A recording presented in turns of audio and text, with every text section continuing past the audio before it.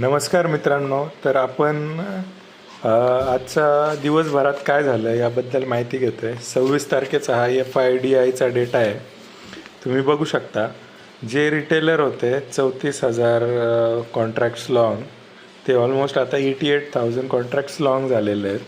याच्यामध्ये फार major change झालेलं नाही आहे. कॉल्स त्यांनी लाँग केलेले आहेत आणि काही कॉल शॉर्ट पण केलेले आहेत. तर म्हणजे इथे दोन्ही स्ट्राईक प्राईजवर ॲक्टिव्हिटी झालेलं आहे. म्हणजे हे थोडंसं साईडवेजचे संकेत वाटत आहे त्यामध्ये.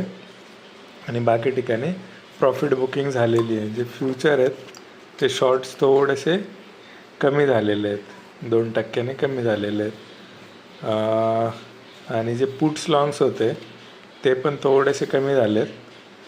तर याचा अर्थ आहे की थोडंसं डाऊन साईड आता लिमिटेड वाटते आणि कॉल आहेत जे ते वाढलेले आहेत, म्हणजे इकडे लॉंग वाटतं आहे. ठीक आहे, हे रिटेलरचं प्रॉस्पेक्टिव्ह आहे. बघूया आता उद्या काय होतं आहे. FIचं जर बघितलं तर -2,12,000 वरून -1,24,000 आलेले आहेत.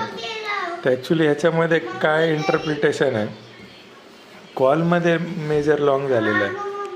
कॉल जे आहेत ते मेजर लॉंग या ठिकाणी आपल्याला बघायला मिळाले. 7% इन्क्रीज आहे त्याच्यामध्ये. आणि कॉल शॉर्ट्स पण झालेले आहेत, तर त्याच्यामध्ये पण 9% इन्क्रीज आहे. तर DIIचं आणि रिटेलरचं आणि FIचं ऑलमोस्ट सेम पद्धतीचं काम त्या ठिकाणी आपल्याला बघायला मिळाले. तर आता FIजमध्ये बघाल ना तर कॉल लॉंग झालेले आहेत. हा या ठिकाणी मेजर चेंज आपल्याला बघता येईल. ठीक आहे, कॉल जरी लॉंग झालेले असले तरी त्यांनी जे शॉर्ट्स होते आपले इंडेक्स जे लॉंग होते ते थोडेसे कमी केलेले आहेत. तर त्याच्यामध्ये मेजर चेंज झालेला आहे. तर तो एक मेजर चेंज आपल्याला ऑलमोस्ट 10,000 कॉन्ट्रॅक्टचा फ्युचरमध्ये निगेटिव्ह साईडला, म्हणजे ॲक्च्युली इथे प्रॉफिट बुकिंग झाली असं आपल्याला म्हणता येईल. तर मला जर विचाराल तर या ठिकाणी प्रॉफिट बुकिंग आणि थोडंसं साईडवेटचे संकेत या ठिकाणी आपल्याला मिळत आहेत.